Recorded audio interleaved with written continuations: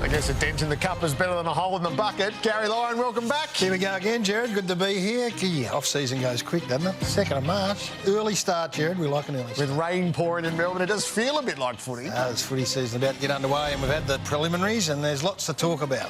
I wasn't sure whether we'd get you back after the escapades of Origin when you went part EJ Whitten, part Gus Gould. I thought, this mightn't satisfy you anymore. I know. I tell you, if you could have that team that we had as your home and away team, Jared, I wouldn't be back here. All right, so I did a little bit of prying. Right, so what was Gary's role? And I'm seeing the vision from the meeting inside going, right, the chief affirming officer. Yep, that's right.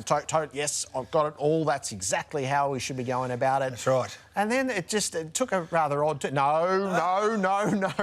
What was he giving you there that you didn't like? He said he was going to start Toby Green on the bench. I said, no, not after I spoke to Toby. We're not starting him on the bench. He's going to come in, Chris Scott. I might ask him about that. So salute to you, you were one of the great believers in the industry that Origin still had its place, and that was proven to us last month. I think it's a fantastic addition to the off-season, Jared. 2 weeks ago now, seems like a lifetime, but it just got us back in the mood for footy. The boys loved it, the players loved it. There's a few creaks, there's a few aches and pains that have come out of it, but it was worth it, I think, well worth it. All right, so Chris Scott's going to join us at the desk. Michael Voss is Greg Swan. The AFL's been in touch with its clubs during the day, so he'll convey to you what we've all been told around the way the rules were implemented through the community series. And then Couch returns with Jack Jordan, Nathan and Jonathan Brown in place. Let's get into the agenda. At the top of it is a man who will no longer be a part of the 2026 season. Premiership defender Stephen May brought a close to a tumultuous off-season. He took the resolution to retire from footy. Yeah, if you listen to what Stephen's saying and how he addressed the group, he's taken responsibility for where things are at. He hasn't been at the club now for the better part of 5 weeks, so he's a long way behind in where he should be from pre-season.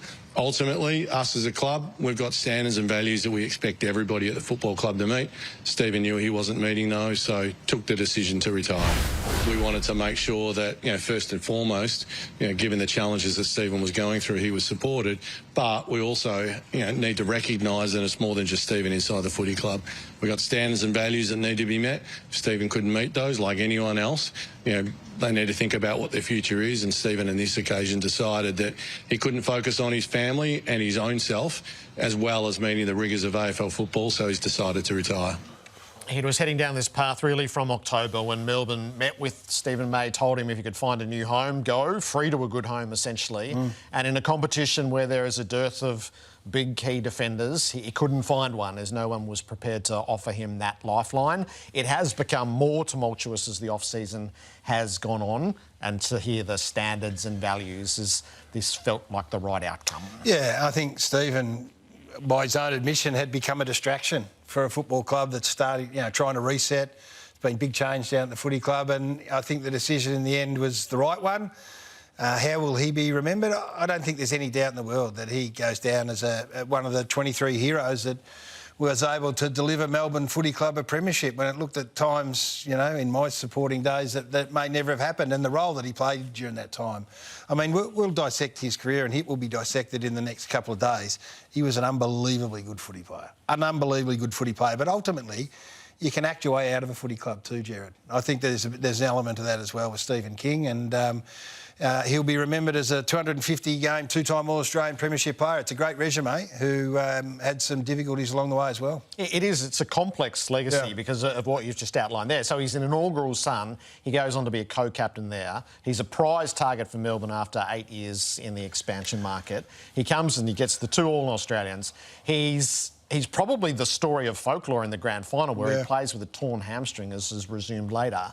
But he has these moments where he looks like a poor teammate, the entrecôte bust-up, the way he treated Max Gawn on the King's birthday last year, and he's had off-field, let's call them complications, which are still to fully resolve. Yeah, and don't for 1 second think that most AFL premiership clubs or successful clubs haven't had 1 or 2 difficult players that sit within that group. Now, I'm not saying that was Stephen the whole time, but it would appear that he's become difficult. And look, when you're a really good, strong footy club, you can handle that. You can handle those personalities.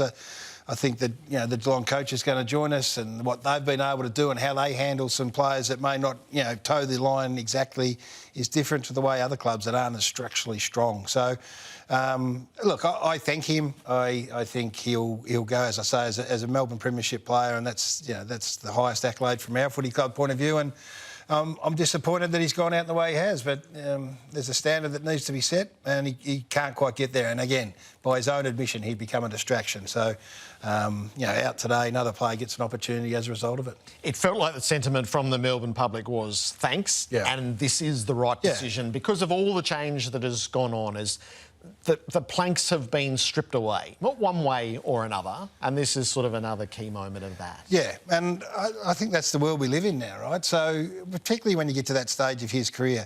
But along the way, I was talking to a couple of Melbourne people today, and they, you know, we're talking about him, but God, he was good.